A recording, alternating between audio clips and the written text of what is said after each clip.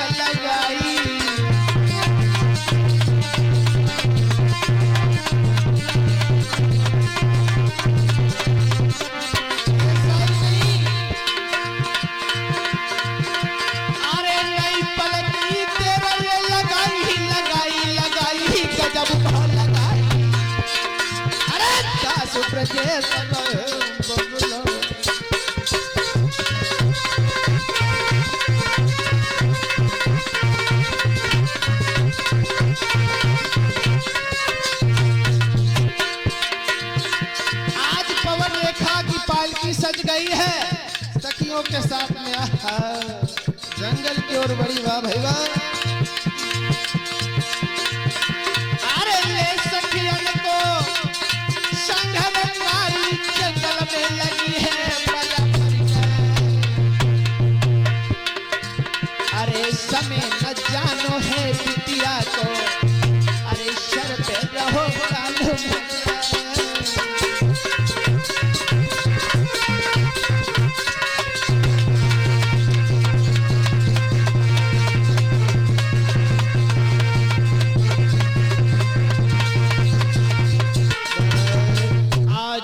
भैया। पवन रेखा ने क्या किया, सखियों के साथ में पालकी को सजवाया है और सजवाने के बाद में जंगल की ओर घूमने के लिए आगे बढ़ती है। और जब आगे बढ़ती है तो सारी सखियां थी तो कोई कुछ दूर छूट जाती, कोई कहीं चली जाती। आज पवन रेखा उस जंगल में अकेली रह जाती है और चलते चलते चलते चलते आज बीच जंगल में पहुंच जाती है। जब बीचों बीच जंगल में पहुंच जाती है, बहुत सुंदर सा जंगल, आज जिसमें कोयले पिया पिया की आवाज कर रही हैं, अनेकों जानवर अपने रास्ते में आज उस जंगल की शोभा को बढ़ा रही हैं भैया। जब धीरे धीरे समय और व्यतीत हो जाता है तो उसी जंगल के बीच में एक दुर्मलिक नाम का राक्षस रहता था। दुर्मलिक नाम का राक्षस रहता था, जिस समय पवन रेखा के रूप को देखा कि पवन रेखा तो बहुत सुंदर है और छल करने के लिए उसके मन में पाप आ जाता है, मन में विचार करता है और देरी नहीं लगाता है। थोड़ा समय व्यतीत हुआ है, व्यतीत होने के बाद में उस दुर्मलिक राक्षस ने क्या किया है, पवन रेखा के पिया का रूप बना लेता है, उग्रसेन का रूप बना लेता है जो राक्षस, और उग्रसेन का रूप बना करके आज पवन रेखा के सामने आ जाता है। पवन रेखा को नहीं मालूम है हमारे पिया है या कोई और है। पवन रेखा कहने लगी, पिया अरे मैंने आपसे कहा कि मेरे साथ में चलो, लेकिन आप साथ में नहीं आए और पीछे से आ गए, इसका क्या कारण है? तो वो राक्षस बोला है, भावनी आप जब घर से चली आई हो तो घर में मेरा अकेला मन नहीं लगा, मैंने सोचा लाओ हम भी चलते हैं आपके साथ में, हम भी वन विहार करेंगे। लेकिन पवन रेखा को ज्ञान नहीं है कि मेरा पिया है या कोई और है। धीरे धीरे मीठी मीठी बातें करता रहा है और कहने लगा चलो जंगल में तुम्हें घुमाता हूँ। आज वो दुर्मलिक राक्षस पवन रेखा से उल्टी सीधी बात करने लगा है। पवन रेखा मन में विचार करने लगी, पिया हमारे कभी इस प्रकार से बातें नहीं करते थे, लेकिन आज ये रंगी रंगी बातें क्यों करे, इसका क्या कारण है? बातों में फुसलाता रहा है आज वो राक्षस। धीरे धीरे जब बातों में फुसलाता रहा है, घटना घट जाती पवन रेखा के साथ में। अरे धोखे से बानी चने कर करो सती संभोग।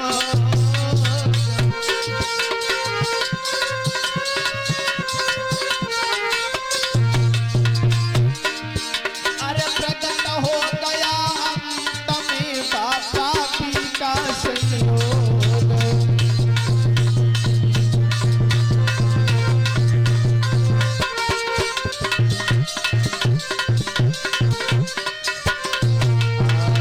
आज मेरे भक्तों पवन रेखा के साथ में घटना घट जाती है। उस कबीने ने, दुर्मलिक राक्षस ने आज पवन रेखा के साथ में जब छल किया है और छल करने के बाद में अपने रूप में आ जाता। जब अपने रूप में आया है, पवन रेखा निहारने लगी, कहने लगी, कबीने तू कौन है? तो जवाब दिया है, आज पवन रेखा ने लाखों गालियां दे डाली हैं। कमीने, कुत्ते, नालायक, तूने मेरा पति धर्म नष्ट कर दिया और मैं तुझे अभी जीवित नहीं छोड़ूंगी। अनेकों अनेकों प्रकार की आज पवन रेखा गालियां देने लगी उस राक्षस को, तूने मेरा पति धर्म नष्ट कर दिया है, मैं क्या बताऊं, इतनी गुस्सा लग रही है। अनेकों गालियां दे डाली है पवन रेखा आज उस राक्षस को। कहने लगी, पापी, अरे पापी हुई है सत्यानाशी, अभागे बुरी नजरी है डारो।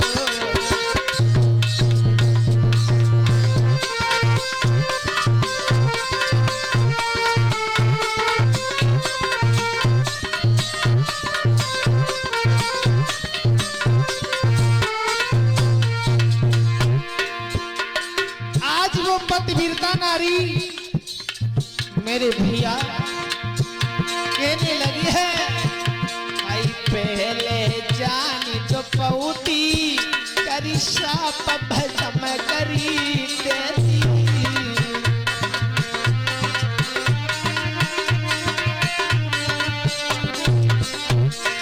अरे मुझे नहीं मालूम था कि तू कमीना है, मैंने समझा कि हमारे प्रिय पहले जान जो लेती करिश्मा भटम करी देती।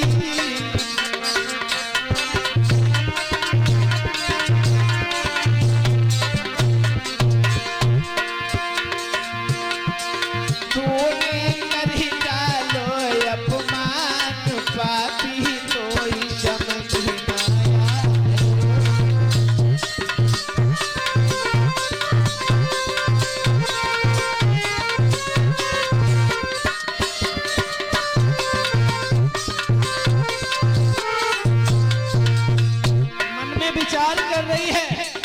कमीने, कुत्ते, हरामी, नालायक, तूने मेरा पति धर्म नष्ट कर दिया। अगर मुझे पहले मालूम होता तो मुझे भस्म कर देती, तुझे जिंदा नहीं छोड़ती। खाई खराया कैसे जाऊंगी, कैसे चूम कर दिखलाऊंगी।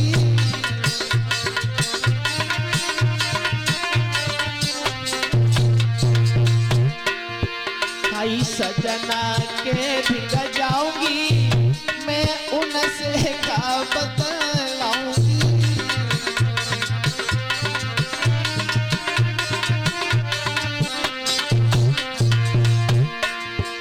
अब कहा कि ब्रजेश कुमार नाहे काहे पाप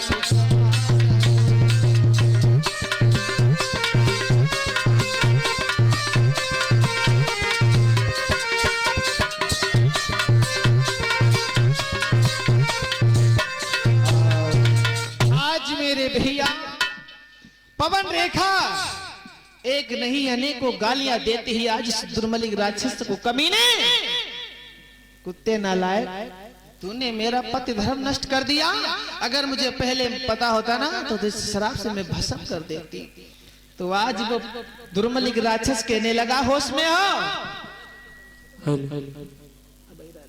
इतना चिल्ला क्यों रही हो? अरे तुम्हें नहीं पता है, मैंने सोचा तुम्हारे कोई संतान नहीं है, मेरे दत्तंत वीर से तुम्हारे कोई गर्भ में संतान आ जाएगी और तुम्हारे घर में खुशियां ही खुशियां आएंगी। और तुम मुझसे उल्टी सीधी बातें कर रही हो। तो एक बात सुन लो, पता है हमारे वीर से कैसा बालक होगा, मेरी तरह योद्धा होगा। फोन रेखा कहने लगी कमीने, जैसा तो कुत्ता है वैसे कुत्ता होगा और कैसा होगा। तो जवाब दिया, सुन ले मेरी बात पहले। मेरे समान योद्धा होगा। दुर्मलिक राक्षस कहने लगा पवन रेखा से, मेरे समान योद्धा होगा, दुनिया में कोई जीत न पाएगा। और ये राजा प्रजा की कौन कहे, जैसे इंद्र हार कर जाएगा।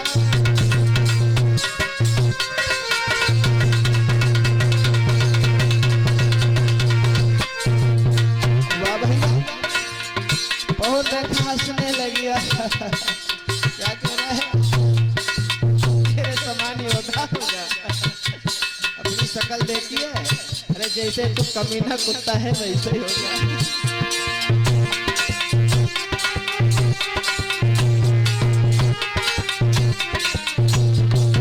जवाब दिया है, मेरे समान योद्धा होगा, हर जग में कोई नहीं पाएगा। राजा प्रजा की कौन कहे, जैसे इंद्र हार कर जाएगा। हाँ, हार कर जाएगा। हाँ, हार कर जाएगा।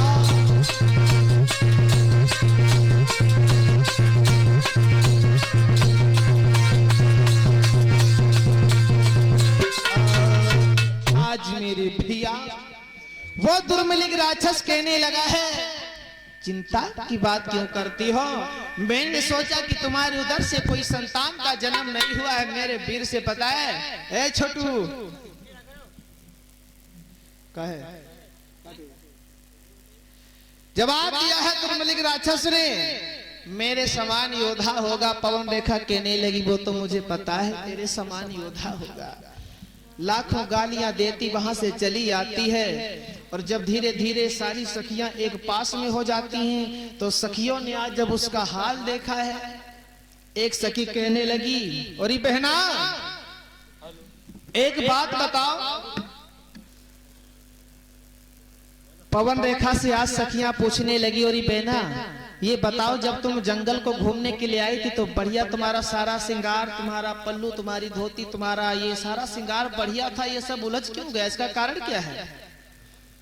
ओठों की लाली आज कपोलों पे चली गई, माथे की बिंदी आज बालों में बिंदी, इसका क्या कारण, क्या हुआ? तो पवन रेखा मेरे भक्तों बात बना करके बोली, बहना क्या बताऊं, सुनो मेरे साथ में क्या हुआ। अरे एक हट्टा कट्टा सा बंदर, सुनो बहना, एक हट्टा कट्टा सा बंदर है, छप्पड़ गाल तुम्हारी।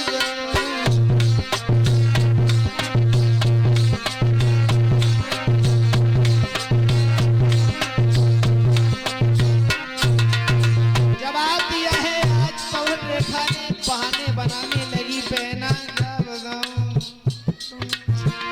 बोलना खुले शब्दों में कहो।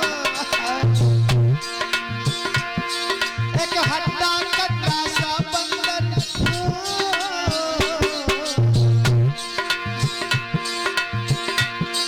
एक हट्टा कट्टा सा बंदर है, थप्पड़ गाल तुम्हारी। सारो सिंगार बिगाड़ी गयो, जन चुनरिया चादर फाड़ गयो।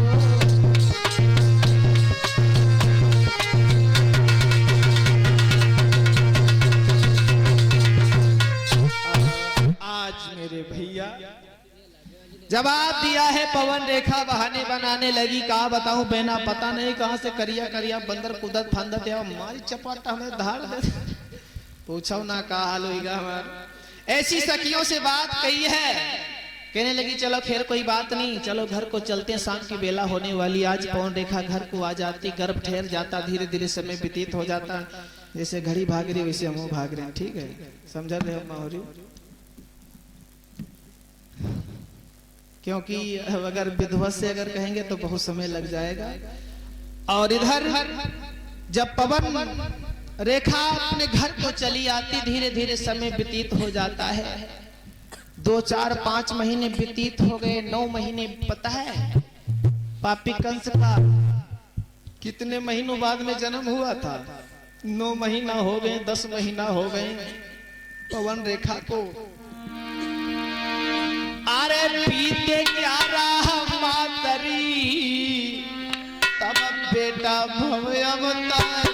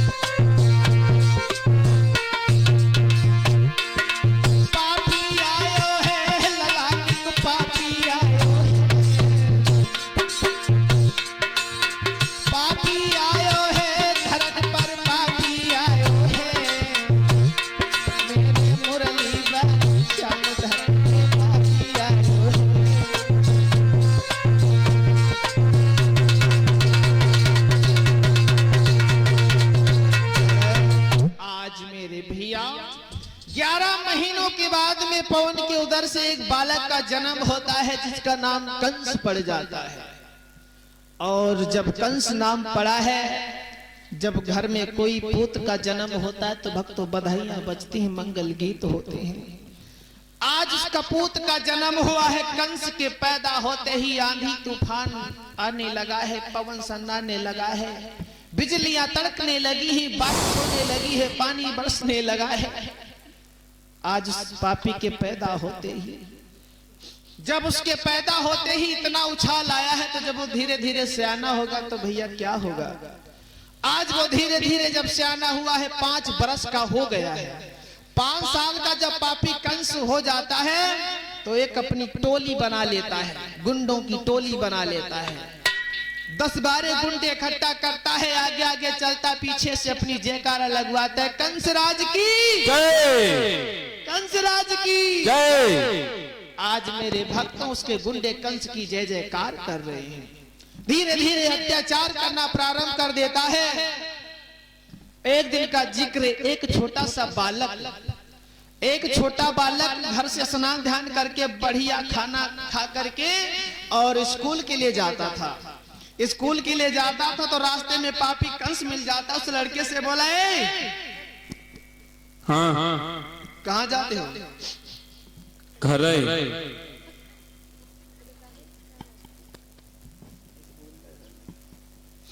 ये पीठ पे पोथी पत्तरा बस्ता सारा दे कहाँ जा रहे हैं? स्कूल जा रहे हैं। अच्छा पढ़ाई जाते हैं? हाँ। कौन क्लास में हो? सब दर्जन मेहमान जत्ते क्लास बने सम्मा पढ़ी। अच्छा ऐसा करो, एक बात बताओ, पढ़ने के लिए जा रहे हो, चलो अच्छी बात है, लेकिन एक बात बताओ, तुम ऐसा लग रहा है, चलो ये बताओ आज तुम्हारे घर में खाना क्या बना था, क्या खा करके आए हो? हम खाना खाए। तुम्हारे घर में खाने में कौन सी चीज बनी थी? खाना खाए ना, खाना बना रहा। खाना खा कर खाना बना रहा। हाँ। खाने में कौन सी चीज बनी थी भाई? तुम क्या करी हो पूछी? तुम क्या करी हो पूछी? अरे बताओ तो, खाने में क्या खा करके आए हो? खाना में यहाँ खाना खाए का है ना है। अब हमका लगा था पहले ही पूरे बने बनाए। खाना में यहाँ खाना, अरे खाना में क्या चीज बनी थी घर में भाई? आलू सब्जी दाल रोटी चावल का खाए का हो? हमारे घर में इतनी अच्छी चीज बनी रहा, अच्छी चीज बनी रहा कि तुम देखा था तुम्हारा लार बाहर गिर जाए। तो बताओ ना कौन सी चीज खा कर के आए हो भाई, मैं भी तो जानूं। बड़ी स्वादिष्ट चीज आई रहा है हमारे घर में बनी है आज। अरे बार बार मैं पूछ रहा हूँ, बताओ ना कौन सी चीज बनी थी तुम्हारे घर। हमारे घर में आज खीर बनी रहा है। खीर बनी थी? हाँ। तुम खीर खा कर के आए हो?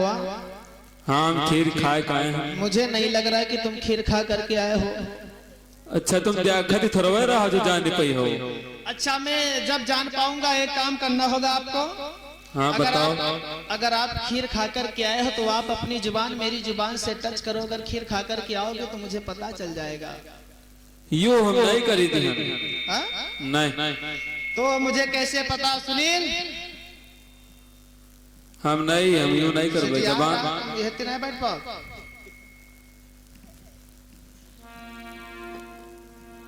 जब तक अपनी जुबान मेरी जुबान से टच नहीं करोगे मुझे क्या पता होगा कि आप क्या खा कर के आए हो।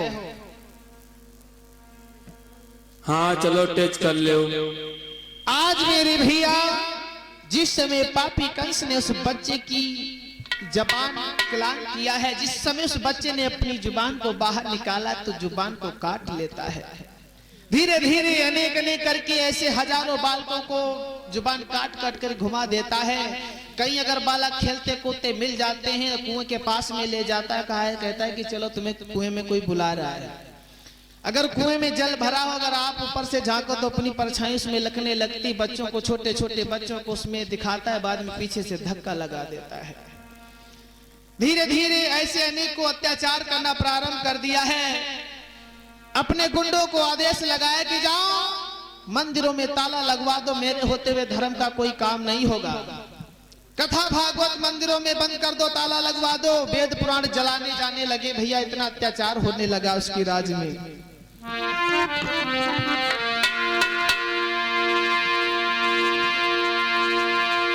आज धीरे धीरे वो पापी अत्याचार खूब कमाता है और बच्चों की हाई कौन कहे जनी देवता तक ही जाता है।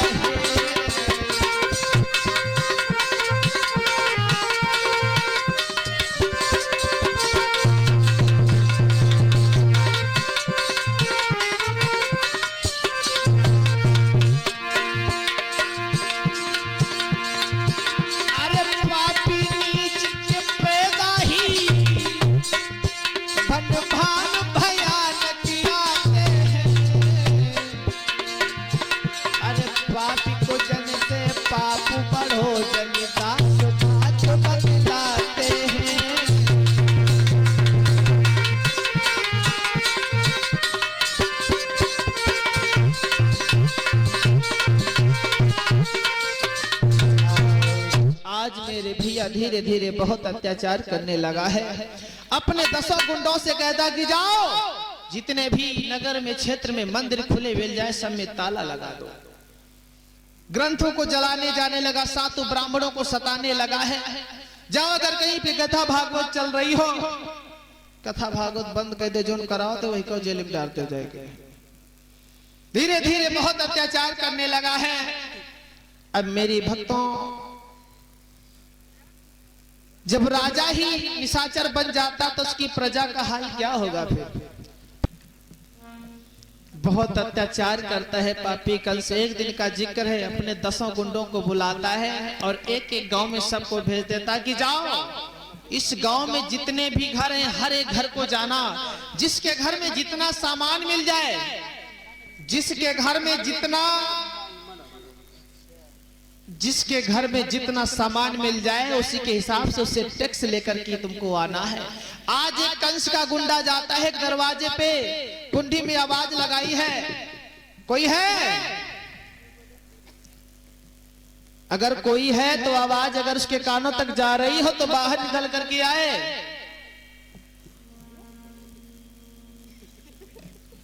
कोई है कि नहीं है? काहे चिल्ला रहे हो? एक तो हन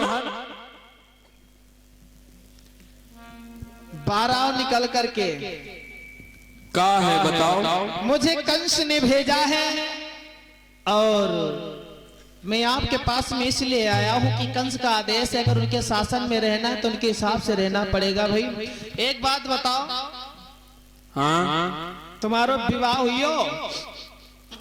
हाँ विवाह हो रहा है कि शादी भई रहा है? बारात अब है। अच्छा, तुम्हारा विवाह हो गया है? हाँ चलो अच्छी बात है, विवाह हो गया है तो लड़के बच्चे भी कुछ होंगे तुम्हारे? हाँ है। अरे तुम्हारे ये बताओ, तुम्हारे कितने लड़के हैं? हमारे 300 लड़के हैं।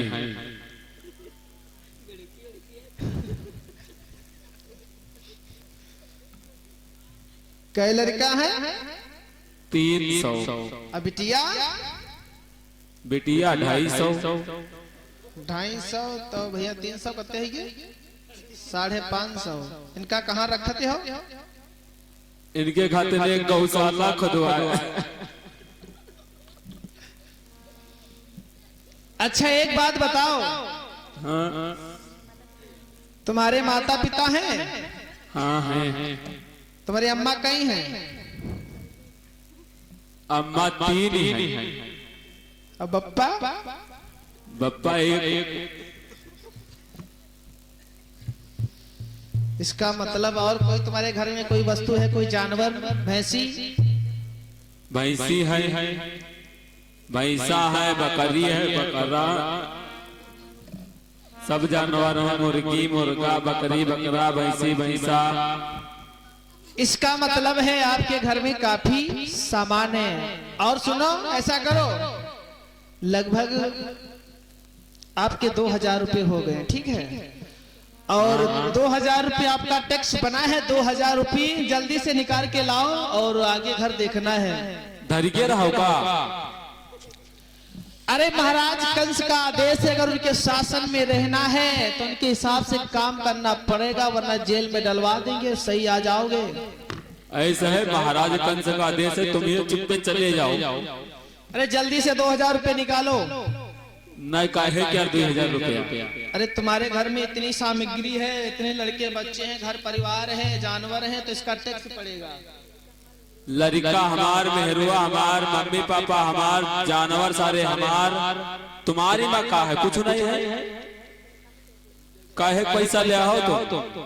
अरे वो बात नहीं है, अगर देखो राजा की प्रजा में रहना है तो राजा का आदेश मानना होगा, और कंस का आदेश है, उसी के आदेश से मुझे आना पड़ा है। और ऐसा करो, जल्दी करो, 2000 रुपये निकाल करके दे दो। नहीं दे तो का कह हो? देना पड़ जाएगा। अभी तो मैं आया हूँ, अगर कंस जी आए, कंस महाराज जी आए, तो पता नहीं आपका हाल क्या हो सकता है। कमीने बार बार वही बात कह रहा है, जल्दी से देरी मत लगाओ, जल्दी से 2000 रुपये लाओ। अच्छा तो चिल्लाए गए हले भैया पैसा तो चलो चल ले लो। आज मेरे भैया इधर पापी कंस बहुत अत्याचार करने लगा। धीरे धीरे जब बहुत अत्याचार करने लगा है, आज जब प्रजा त्राहि त्राहि करने लगी है, मेरे भक्तों, जीना दुश्वार हो गया है। जब जीना दुश्वार हो गया तो सारी प्रजा रोने लगी है, भगवान को याद करने लगी है। प्रभु, इस पागल से, इस कमीने से कब छुटकारा मिलेगा, कब तुम्हारा आना होगा। आज मेरे भक्तों, जब धीरे धीरे कंस से आना हो जाता है, विवाह के योग्य हो जाता है, तो इसके भक्तों इसका विवाह होता है। इसका विवाह हो जाता है बृहदेशराज से। और कंस के ससुर का नाम था जरासंध भैया। उसके 2 लड़कियां थी, आस्ती और प्राप्ति, जो कंस के साथ में विवाह था, जो हमारे दिन राजू भैया ने कथा सुनाई थी। आज पापी कंस का विवाह हो जाता है। और विवाह में, क्योंकि जरासंध के यहाँ एक कुबलिया नाम पीड़ का हाथी भी रहता था, और उसने प्रण ये किया था विवाह के होते हुए, क्योंकि जो इस हाथी से लड़ेगा उसी के साथ में हम अपनी दोनों बिटिया का विवाह करेंगे। आज प्रण कर दिया है। दूर दूर से राजा आए, अतिथि आए हैं। आज उस हाथी को बहुत शराब पिला दी है, जरासंध ने। और मेरे भैया उस सभा में कंस भी बैठा था। अब जौन हाथी तेने लड़े जाते का हाथी उठा फेंक दे, दूर गिर जाए। धीरे धीरे जब कोई सभा में नहीं रह गए, जरासंध ऐलान करने लगा है कि सभा में मुझे मालूम पड़ता कोई वीर नहीं रहा है।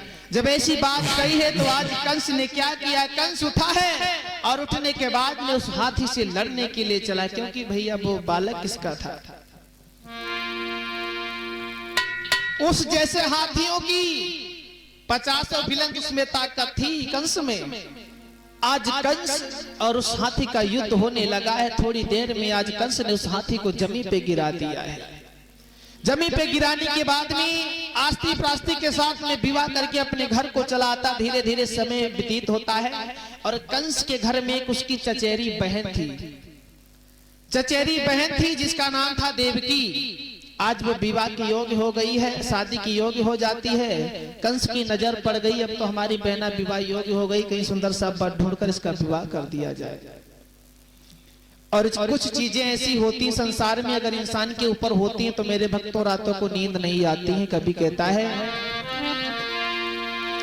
कि जिसके सर पे कर्जा होगा और जिसकी सुता सयानी है,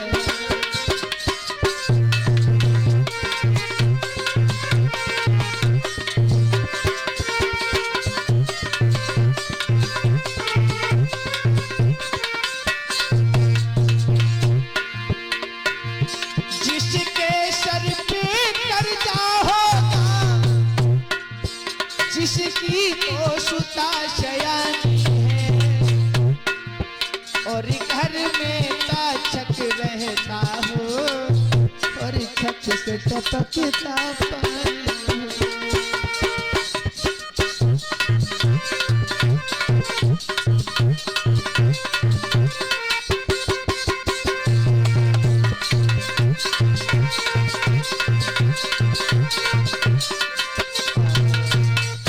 मेरे भैया कहा गया है कि जिसके सर पे कर्जा होगा और जिसकी सुता सयानी है, क्योंकि कुछ चीजें संसार में ऐसी है जिस इंसान के ऊपर उसके पास में पैसा नहीं है, बैंक बैलेंस नहीं है, उसके सर पे कर्जा लदा हो तो रात को नींद नहीं आती है। अगर घर में किसी भी जगह पर अगर कोई सर्प निकल आता है, कहा जाए कि भैया 4 पाई डालकर के सो जाओ, क्या सो पाओगे? नहीं सो पाओगे। वो बरसात का महीना हो, छत से टपकता पानी हो, नींद आएगी? नहीं आएगी। जिन घर में बहनाएं विवाह योग्य हो गई हैं, शादी के योग्य हो गई हैं, उनके माता पिताओं को रात को नींद नहीं आती है। आज धीरे धीरे जब समय व्यतीत होता रहा है तो कंस मन में विचार करता है, दौड़ता भागता रहा है, उसका विवाह ढूंढता है। जब धीरे धीरे आगे के लिए बढ़ा है तो मेरे भक्तों विद्वानों का मत है बटेसुर के रहने वाले बसदेव जी के साथ में देवकी का विवाह तय हो जाता है। बारात भी आ जाती है और बड़ी धूमधाम से विवाह भी हो जाता है। विवाह हो गया, जब विदाई करने लगा है आज वो कंस अपनी बहन की जब विदाई करने लगा है तो मन में विचार करने लगा है, बहना बचपन से लेकर आज तक मैंने तुझे पाला पोसा, अपने जैसे बनाया, और आज तू मेरे घर से जा रही है और मेरा मन बिल्कुल नहीं लग रहा है।